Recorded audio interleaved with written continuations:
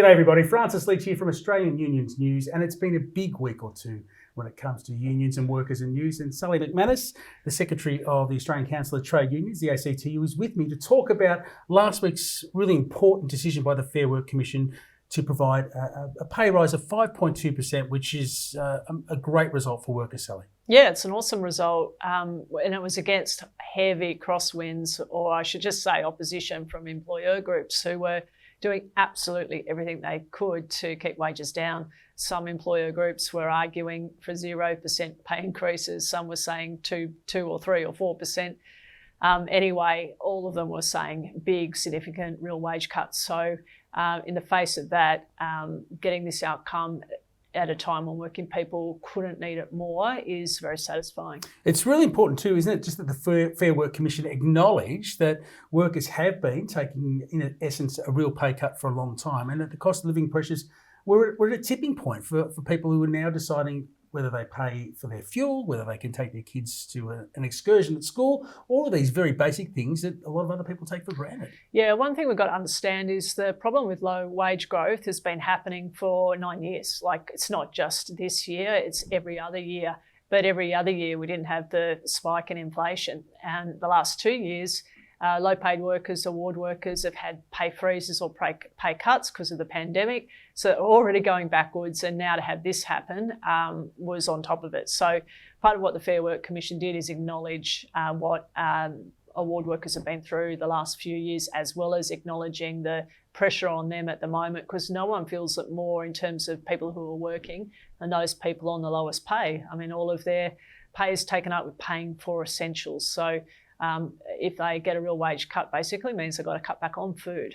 And we are talking about some of the workers, or a huge number of workers and union members who were basically at the front line of keeping the community safe and ticking over during the pandemic, who come off the back of that and suddenly find themselves in a pay crunch and not able to afford things. And it does mean a hell of a lot, as to people actually just hanging on to their jobs and keeping things ticking over. Yeah, that's totally right. During the pandemic, it was, we can't do without you. We need you. You're the most essential people.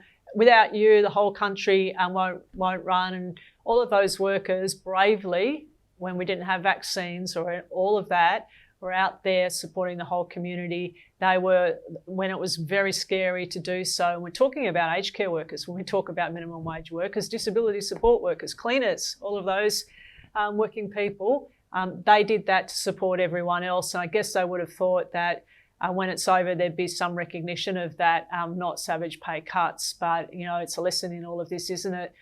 Just because you've contributed and just because you've gone above and beyond, which all of these workers have, doesn't automatically translate into employers saying, okay, thank you very much, here's the pay rise you deserve.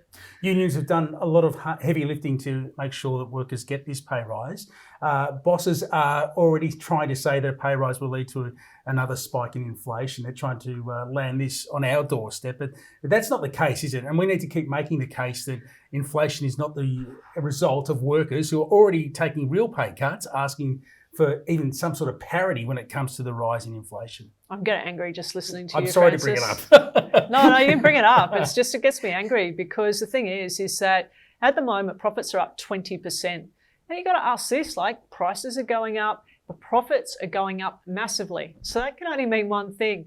What employers, big business is doing is they're passing on the increases that they're getting in price increases. That's what they're doing.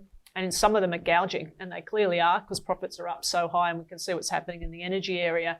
So effectively what they're saying to us, you've got to pay more when you pay your bills, when you do your groceries, because we're going to protect our profits, and we might even exploit this situation, like some of them did in the pandemic too, with JobKeeper, and make even more money, and you should have a real wage cut. That's effectively what they're saying. So working people are already paying for high inflation. It's not big business that are paying or contributing to keeping inflation down. So what drives me insane is commentators not talking about how much profits, the huge profits at the moment, are the drivers of the inflation we're seeing, not working people's pay rises, because there hasn't been any. And there seems to be a disconnect on the economics. If you take pay and wages out of workers' pockets, they're not spending and they're not driving economic growth. And in the end, those businesses are the ones that suffer. So I don't understand how that is not a connection that's made. I think for them, when I'm talking about them, businesses, they've got this internal contradiction. A whole lot of the CEOs want to deliver big profits. They want to do that for their shareholders because a lot of them, their big bonuses are tied to them as well. So on one hand, they're totally driven to maximise profits. And sometimes that means that they engage in behaviour which is really self-harm in the longer term. So our whole economy depends at the moment on consumer confidence. That's you and me spending in order to keep everything going. Well, what's the thing that can totally kill consumer confidence? People having less money to spend.